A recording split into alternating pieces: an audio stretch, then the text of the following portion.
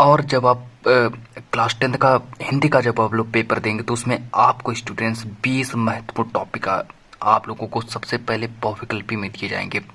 और अगर आप उन बहुविकल्पी प्रश्नों को अगर सॉल्व कर लेते तो आपको वहाँ पर 20 नंबर बिल्कुल आपके क्लियर पक्के हो जाएंगे। तो आज की इस क्लास में हम उन्हीं 20 महत्वपूर्ण टॉपिकों के बारे में बात करेंगे और आपके जो 20 नंबर जो हैं आज की इस क्लास में हम आपके कंप्लीट कराने वाले हैं।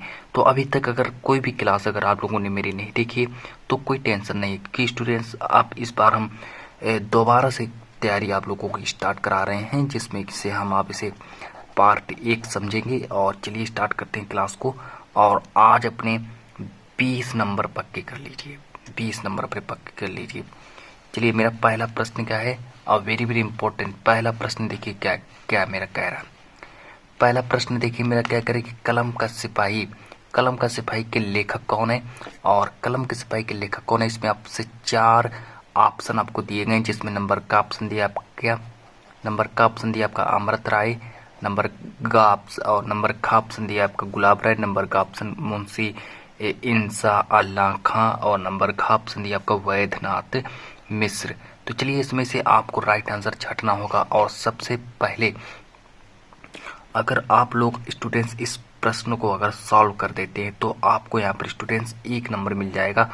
और चलिए अब यहाँ पर 20 महत्वपूर्ण टॉपिक आपसे पूछे जाएंगे बोर्ड में, तो इसीलिए हम उन्हीं 20 महत्वपूर्ण टॉपिकों के बारे में बात करेंगे जो सिर्फ 2023 बोर्ड परीक्षा में पूछे जाएंगे। तो इसका आप लोग राइट आंसर टिक कर लीजिएगा, अमृत राय इसका राइट आंसर हो जाएगा। कि कलम का सिपाही के लेखक कौन है, तो कलम के सिपाही के लेखक हैं अमृत राय। तो अमृत राय पर टिक कर लीजिएगा, ये आपका राइट आंसर हो जाएगा। और बिल्कुल आप लोग अपने 20 नंबर अभी ही पक्के कर लो।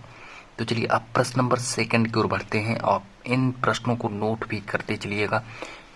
और चलिए प्रश्न नंबर 2 देखते हैं अपना कि मेरा प्रश्न नंबर जो 2 जो है वो क्या कह रहा है। अब चलिए प्रश्न नंबर 2 मेरा देखिए क्या कह रहा है कि अब प्रश्न नंबर 2 कह रहा है कि हिंदी गद्य की प्रमुख विद्या निबंध। अब प्रमुख निबंध के लेखक है। अब प्रश्न नंबर इसके बारे में बात करते हैं कि जो हिंदी गद्य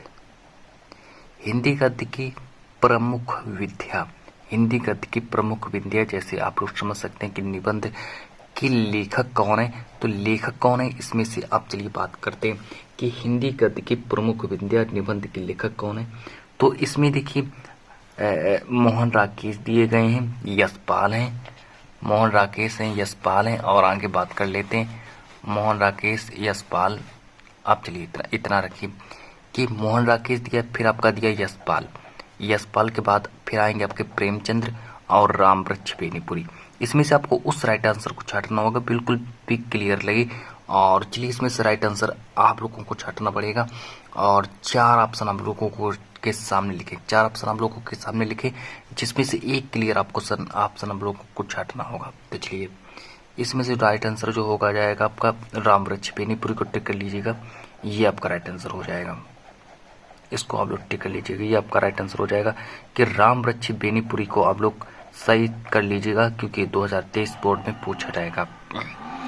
अब चलिए आप बात करते हैं प्रश्न नंबर 3 की ओर बढ़ते हैं। प्रश्न नंबर जो मेरा 3 है वो क्या कह रहा है। प्रश्न नंबर 3 देखिए मेरा क्या कह रहा है कि ध्रुव स्वामिनी नाटक के लेखक कौन है। और ध्रुव स्वामिनी नाटक के लेखक कौन है। अब ध्रुव स्वामिनी नाटक के लेखक, तो अब देखिए ध्रुव स्वामिनी नाटक के लेखक कौन है, जिसमें हरिकृष्ण प्रेमी, नंबर का ऑप्शन दिया आपका हरिकृष्ण प्रेमी, और नंबर का ऑप्शन दिया आपका विष्णु प्रभाकर, और नंबर यहाँ पर का ऑप्शन दिया जयशंकर प्रसाद, और नंबर का ऑप्शन दिया मोहन राकेश।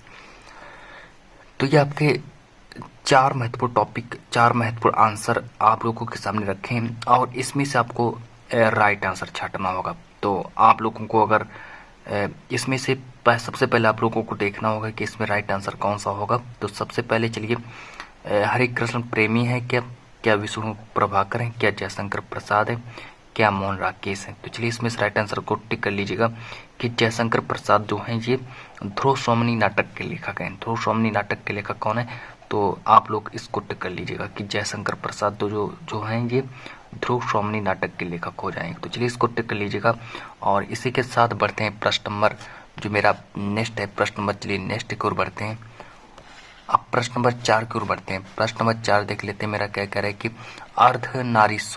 अर्धनारीश्वर के लेखक कौन है। जो देखिए यहाँ पर समझिए कि अर्धनारीश्वर के लेखक कौन है। नंबर इसमें से आपको 4 ऑप्शन देखिए दिए गए।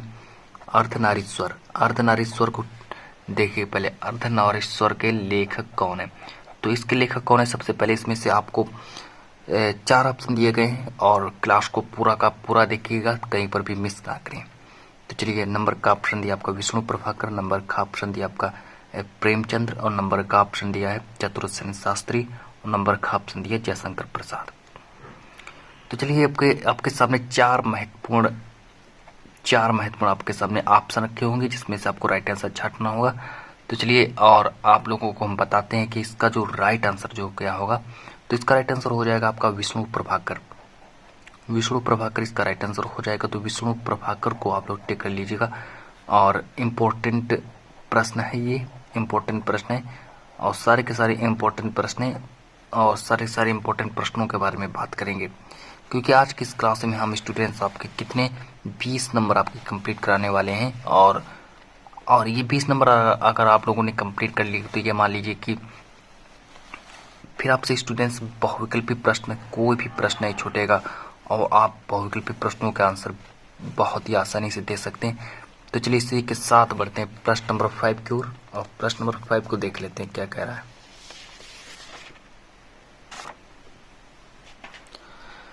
तो चलिए, ये आपके सामने प्रश्न नंबर 5 की ओर बढ़ते हैं, और प्रश्न नंबर 5 को देखते हैं। चलिए, प्रश्न नंबर 5 को देख लेते हैं कि शुक्ल युग के प्रमुख कहानीकार हैं, और जिसमें से शुक्ल युग के प्रमुख कहानीकार कौन हैं, और जिसमें से आपके सामने 4 महत्वपूर्ण आंसर रखें। तो इला चंद्र जोशी, नंबर का ऑप्शन दिया मोहन राकेश, के शुक्लोत्तर युग के प्रमुख कहानीकार हैं। तो शुक्लोत्तर युग के प्रमुख कहानीकार हैं मोहन राकेश। विकल्प का व खा, जो का और जो खा है, ये दोनों है क्या उपयुक्त में से कोई नहीं। तो इसमें से आपको राइट आंसर कौन सा लग रहा है, और आप लोग जल्दी से कमेंट में करके बताएं। तो ये आपका प्रश्न है कि शुक्लोत्तर युग के प्रमुख कहानीकार कौन है। तो आप लोग इसका टिक कर लीजिएगा कि इसमें से आपका जो गा नंबर है, गा नंबर आपका राइट हो जाएगा, जिसमें से नंबर का जो ऑप्शन है, नंबर का ऑप्शन में दिया गया है कि इलाज चंद्र जोशी जो है, ये शुक्लोत्तर प्रमुख कहानीकार है। नंबर का ऑप्शन दिया आपका क्या दिया है, मोहन राकेश, ये आपका राइट आंसर होगा, जिसमें से शुक्लोत्तर युग के प्रमुख कहानीकार कौन है। तो शुक्लोत्तर युग के प्रमुख कहानीकार हैं इलाज चंद्र जोशी और मोहन राकेश। ये 2 ऑप्शन आपके राइट हो जाएंगे। तो इसी के साथ बढ़ते हैं प्रश्न नंबर 6 की ओर, और प्रश्न नंबर 6 को देखते हैं कि क्या कह रहा है कि हिंदी गद्य का वास्तविक इतिहास जो है। अब चलिए बात करते हैं कि जो हिंदी गद्य का जो आपका जो वास्तविक इतिहास है, जो कहने का मतलब जो वास्तविक इतिहास है, वो कब से आरंभ हुआ, उसको हमें लिखना है कि जो हिंदी गद्य का जो वास्तविक इतिहास है वो कब से आरंभ हुआ। और चलिए, इसमें से आपसे यहाँ पर 4 ऑप्शन आपको दिए गए हैं कि हिंदी गद्य का जो वास्तविक इतिहास है वो कब से आरंभ हुआ। तो कब से आरंभ हुआ, इसमें से नंबर का ऑप्शन दिया आपका क्या 1850 दिया है, 1900 दिया है, 1938 दिया है, 1919 दिया है। अब चलिए, आपके सामने यहाँ पर 4 महत्वपूर्ण आंसर दिए हैं, जिसमें से आंसर जो है वो आपके सामने ही रखा है, और आप लोग पहचान नहीं पा रहे थे कि इसका आंसर क्या है, लेकिन अब आप लोगों को सामने आंसर रखा है। अगर जो बच्चे कमेंट में करना बताएं तो कमेंट में बता सकते हैं कि इसका राइट आंसर क्या होगा। तो नंबर का ऑप्शन दिया आपका क्या 1850 दिया है, नंबर का ऑप्शन दिया आपका 1900 दिया है, और नंबर का ऑप्शन दिया आपका क्या 1938 दिया है, और नंबर का ऑप्शन दिया आपका 1919 दिया। तो स्टूडेंट्स, इसका जो राइट आंसर जो हो जाएगा आपका क्या हो जाएगा, 1850 को टिक कर लीजिएगा, ये आपका राइट आंसर हो जाएगा। 1850 को टिक कर लीजिएगा। ये आपका राइट आंसर हो जाएगा कि हिंदी गद्य का वास्तविक इतिहास जो है कब से आरंभ हुआ। तो हिंदी गद्य का जो वास्तविक इतिहास जो है वो 1850 से आरंभ हुआ। इस तरीके से आप लोग इसका आंसर देंगे। और चलिए इसी के साथ बढ़ते हैं प्रश्न नंबर 7 की ओर। आप प्रश्न नंबर 7 को देख लेते हैं, जो कि इम्पोर्टेंट प्रश्न है कि शुक्लोत्तर युग की समय सीमा क्या है। शुक्लोत्तर युग की समय सीमा क्या है। तो शुक्लोत्तर युग की आप लोग को कुछ समय सीमा बताना। नंबर का ऑप्शन में क्या दिया गया है, 1938 ईस्वी से 1980 ईस्वी तक। क्या यह सही है। नंबर का ऑप्शन दिया है कि 1900 ईस्वी से 1920 ईस्वी तक। क्या यह सही है। नंबर का ऑप्शन दिया आपका क्या कि 1850 से 1900 ईस्वी तक। क्या यही सही है। नंबर का ऑप्शन दिया आपका 1936 ईस्वी से 1947 ईस्वी तक। तो इसमें से ये आपके सामने देखिए, प्रश्न नंबर 7 को पहले देखिए कि शुक्लोत्तर युग की जो समय सीमा क्या है। तो शुक्लोत्तर युग की समय सीमा क्या है। तो चलिए इसमें से राइट आंसर आपका हो जाएगा 1938 ईस्वी से। प्रश्न नंबर का को टिक कर लीजिएगा। 1938 ईस्वी से 1980 ईस्वी तक। ये आपका राइट आंसर हो जाएगा कि शुक्लोत्तर युग की समय सीमा जो है वो क्या कहलाती है। तो शुक्लोत्तर युग की जो समय सीमा हो जाएगी वो 1900 आ जाएगी। तो इसको आप लोग टिक कर लीजिएगा। ये आपका राइट आंसर हो जाएगा।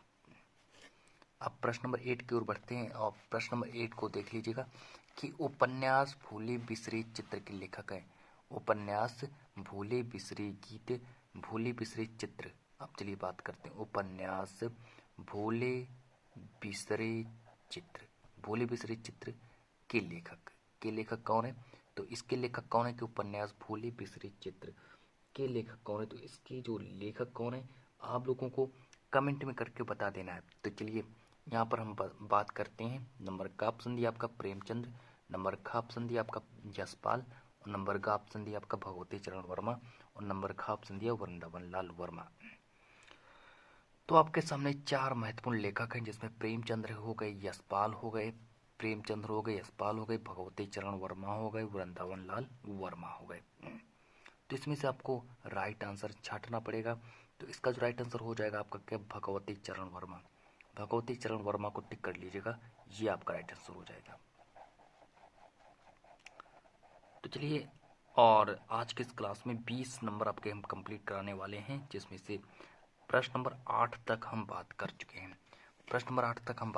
हैं। और इसी के साथ अब आप लोगों को थोड़ा रिवीजन भी करा दें, जैसे शुक्लोत्तर युग की समय सीमा 1938 से 1980 तक, और साथ ही साथ में हिंदी गद्य का वास्तविक इतिहास कब से प्रारंभ हुआ। तो हिंदी गद्य का वास्तविक इतिहास 1850 से प्रारंभ हुआ। और आगे देख लेते हैं कि शुक्लोत्तर युग के प्रमुख कहानीकार हैं। शुक्लोत्तर युग के प्रमुख कहानीकार कौन है। तो शुक्लोत्तर युग के प्रमुख कहानीकार हो गए आपके इलाचंद्र जोशी, मोहन राकेश। तो चलिए इसी के साथ बढ़ते हैं प्रश्न नंबर जो मेरा नेक्स्ट है, प्रश्न नंबर नेक्स्ट की ओर बढ़ते हैं। आप चलिए प्रश्न नंबर 9 को देख लेते हैं। प्रश्न नंबर 8 तक हम बात कर चुके थे, आप प्रश्न नंबर 9 को देखेंगे। अब प्रश्न नंबर 9 को देखेंगे कि शुक्ल युग के प्रमुख कहानीकार हैं। प्रश्न नंबर 9 को देखेंगे कि शुक्ल युग के प्रमुख कहानीकार हैं। तो शुक्ल युग के प्रमुख कहानीकार कौन है। सॉरी शुक्ल युग के प्रमुख इतिहासकार दिया है। शुक्ल युग के प्रमुख इतिहासकार का नाम बताना है। शुक्ल युग के प्रमुख इतिहासकार कौन है, जिसमें से आपका नंबर का ऑप्शन दिया आपका क्या, डॉक्टर नगेंद्र, नंबर का ऑप्शन दिया आपका बाबू गुलाब राय, और नंबर का ऑप्शन दिया आपका हजारी प्रसाद द्विवेदी, और नंबर का ऑप्शन दिया है इनमें से कोई नहीं। कि शुक्ल युग के प्रमुख इतिहासकार का नाम बताना है। और शुक्ल युग के प्रमुख इतिहासकार, तो शुक्ल युग के प्रमुख इतिहासकारों का नाम बताना है। आप लोगों को कमेंट में करके बता देना है कि, तो चलिए हम इसके आंसर की ओर बढ़ते हैं कि शुक्ल युग के प्रमुख इतिहासकार का नाम बताना है। तो सबसे पहले यहाँ पर आपके सामने चार प्रमुख क्या दिए जाएंगे, 4 प्रमुख ऑप्शन दिए जाएंगे। नंबर का ऑप्शन दिया आपका डॉक्टर नगेंद्र, नंबर ख ऑप्शन दिया आपका बाबू गुलाब राय। नंबर का ऑप्शन दिया आपका हजारी प्रसाद द्विवेदी। तो चलिए अब हम इसका आंसर की ओर बढ़ते हैं। आप लोग आंसर को टिक कर लीजिएगा। इसका आंसर जो हो जाएगा आपका क्या, बाबू गुलाब राय। बाबू गुलाब राय को आप लोग टिक कर लीजिएगा। ये आपका राइट आंसर हो जाएगा कि शुक्लयुग के प्रमुख इतिहासकार का नाम बताना है, तो शुक्लयुग के प्रमुख इतिहासकार कौन हो जाएंगे, बाबू गुलाब राय हो जाएंगे। तो चलिए आप लोगों के सामने लाते हैं प्रश्न नंबर 10 को। प्रश्न नंबर 10 को लाते हैं आप लोगों के सामने कि छायावधोत्तर युग के प्रमुख कवि हैं। छायावधोत्तर युग के प्रमुख कवि हैं, जिसमें आपके सामने 4 महत्वपूर्ण आंसर आपके सामने रखे हैं। रामधारी सिंह दिनकर और रामचंद्र शुक्ल और डॉक्टर नगेंद्र, अध्यापक पूर्ण सिंह। तो चलिए सबसे पहले यहाँ पर आपके सामने 4 महत्वपूर्ण आंसर, कहने का मतलब 4 इम्पोर्टेंट कवि हैं और इनमें से एक कवि को आप लोगों को छांटना है जो आपको राइट आंसर लगे। सिर्फ उसी राइट आंसर को छांटना पड़ेगा आपको। तो चलिए हम बात करते हैं कि छायावधोत्तर युग, छायावधोत्तर युग के प्रमुख कवि हैं। तो छायावधोत्तर युग के प्रमुख कवि कौन हो जाएंगे, तो इसका आपका जो का नंबर को सही कर लीजिएगा। का नंबर जो है आपका ये सही हो जाएगा कि रामधारी सिंह दिनकर। रामधारी सिंह दिनकर जो है ये छायावधोत्तर युग के प्रमुख कवि हो जाएंगे। रामधारी सिंह दिनकर को टिक कर लीजिएगा, ये आपका राइट आंसर हो जाएगा। तो रामधारी सिंह दिनकर जो है ये क्या है, तो ये छायावधोत्तर युग के प्रमुख कवि हो जाएंगे। तो चलिए इतना अगर आप लोग को समझ में आ गए तो बढ़ते हैं प्रश्न नंबर 11 की ओर और प्रश्न नंबर 11 की ओर। प्रश्न नंबर 11 देखिए मेरा क्या करेगा, गोदान किस युग का उपन्यास है। गोदान जो है ये किस युग का उपन्यास है, और जिसमें से नंबर का ऑप्शन दिया आपका शुक्ल युग। शुक्ल युग के गोदान किस युग का उपन्यास है, शुक्ल युग, आधुनिक युग, द्विवेदी युग, शुक्लोत्तर युग। तो गोदान जो है वो किस गोदान किस युग का उपन्यास है, तो गोदान जो है वो किस युग का उपन्यास है।